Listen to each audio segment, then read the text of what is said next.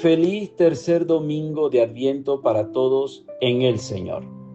Estamos en el Domingo de la Alegría, el llamado Domingo Gaudete, porque el Adviento se orienta hacia una alegría que llega.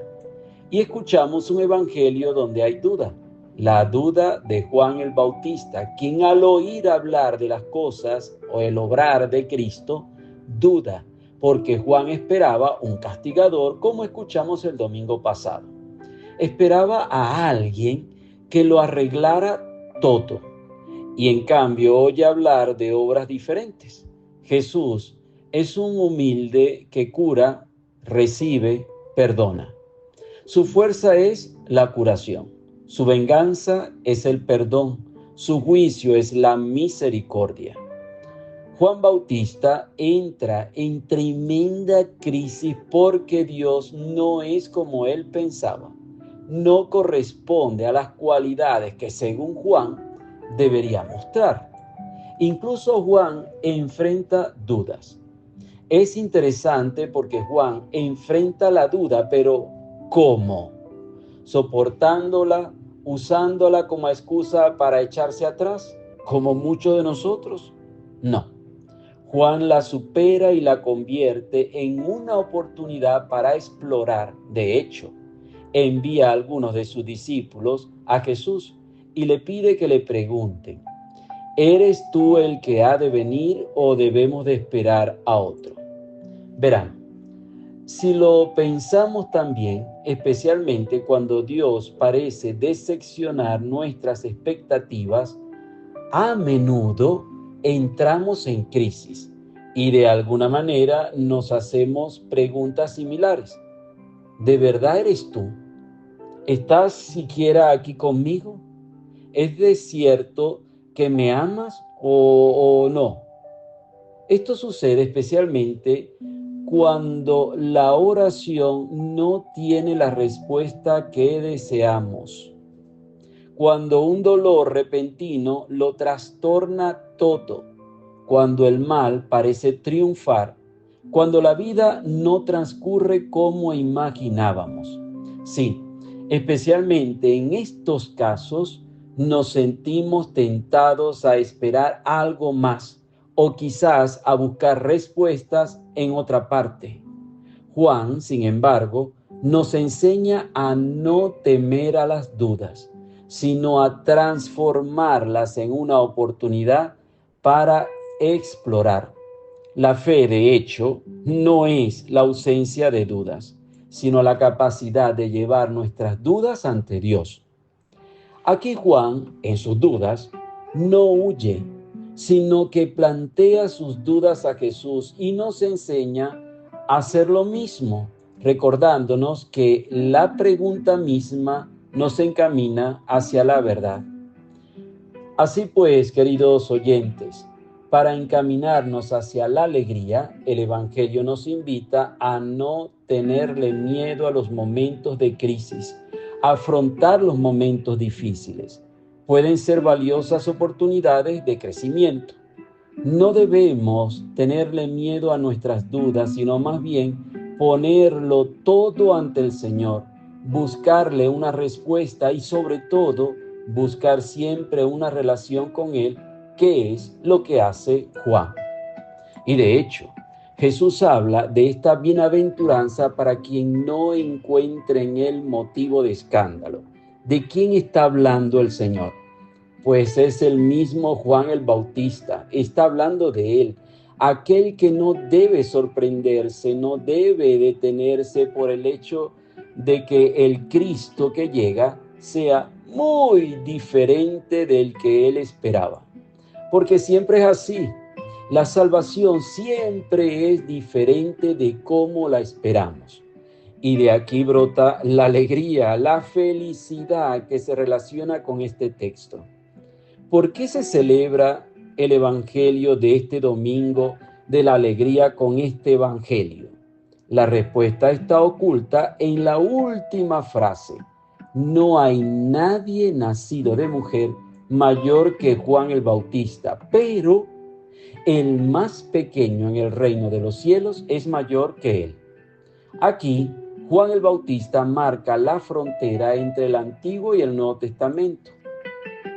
Es el más grande de los profetas en cierto sentido. De hecho, Jesús dirá que es el más grande entre los nacidos de mujer.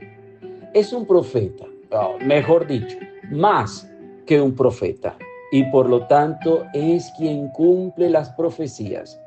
Y sin embargo, curiosamente, cada pequeño es en el reino de los cielos es mayor que él. ¿Por qué?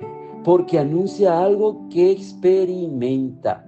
Estamos llamados a experimentar algo más grande que todo lo que contenía el Antiguo Testamento.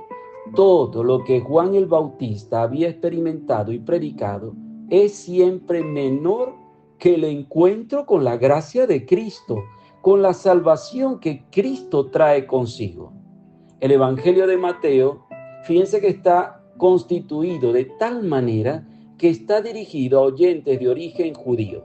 Eso muchos de ustedes lo saben. Sin embargo, abandona toda tradición, incluso la de la ley, la de la obediencia, la de la observancia, la de las cosas santas, que era el legado farisaico de todo lo que Dios había realizado en la historia de la salvación, por así decirlo, y pasa a otra cosa.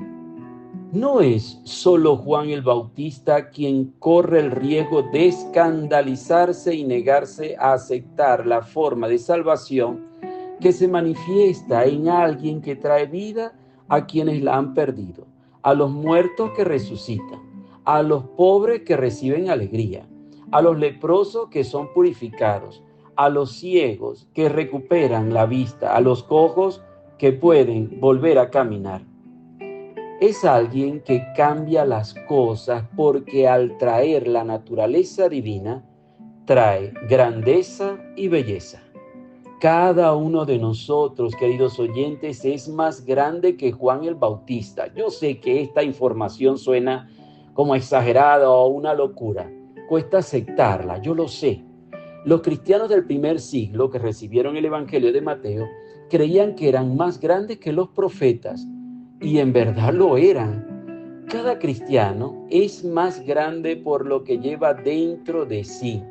Más grande que el profeta Jeremías, que Abraham, que Moisés, porque lleva dentro de sí toda la salvación que Moisés esperó, que Abraham anheló, que Isaías proclamó, que Jeremías cultivó. Estamos llamados a creer en la grandeza de nuestro llamado, en la grandeza de nuestro destino. Verdaderamente somos benditos, porque los profetas desearon ver lo que nosotros vemos y no lo vieron, y oír lo que nosotros oímos y no lo oyeron. En los sacramentos, en la vida cristiana, tenemos la proclamación de la misericordia de Dios, que es mayor que la ley. La misericordia de Dios, su salvación, su amor, es mayor que la verdad del pueblo de Israel, porque en el cristianismo la misericordia y la verdad se encuentran, y en nosotros, en nuestros cuerpos, al aceptar al Mesías, convertimos en carne y hueso la proclamación del reino de los cielos. Precisamente por ser pobres, y esto es escandaloso, ciegos, cojos, por ser leprosos, por ser todo aquello que el mundo rechaza y que nosotros tratamos de hacer desaparecer, es ahí, en nuestra debilidad, donde aterriza la salvación. El barro del que estamos hechos es la pista de aterrizaje de la gracia de Dios. No nos dejemos intimidar por nuestras debilidades. No nos escandalicemos de que Dios nos ame precisamente como somos. Dejémonos amar, pobres como somos, porque este es el anuncio que explica qué es la iglesia. Esta es la grandeza que la iglesia trae consigo, la grandeza que se ha visto a lo largo de siglos de cristianismo. Es la belleza de tantos santos que surgieron de la pobreza, del error y del pecado y han sido redimidos y llevados a la grandeza del reino de los cielos. Abrámonos a la posibilidad de que Dios pueda amarnos pobres como somos, cojos con nuestra cojera existencial, con nuestra ceguera interior, con nuestra lepra. En la Escritura, la lepra representa la murmuración, la incapacidad de estar con los demás y con nuestras muertes interiores. Es precisamente aquí donde llega el Mesías, que vino por los enfermos, no por los sanos, no por los perfectos como Juan el Bautista, que es catalogado como el más grande entre los nacidos de mujer, sino que vino por el más pobre de los pobres. El más pequeño en el reino de los cielos es más grande que Juan el Bautista. El más pequeño de nosotros tiene una inmensa dignidad en Cristo. Se trata de dejarnos salvar, dejarnos guiar, dejar de fingir ser perfectos, porque incluso si fuéramos los mejores, los más decididos, nunca llegaríamos a hacer lo que Dios puede hacer en nosotros. Que Dios los bendiga en el nombre del Padre, del Hijo y del Espíritu Santo. Amén. Excelente tercer domingo de Adviento para todos en el Señor.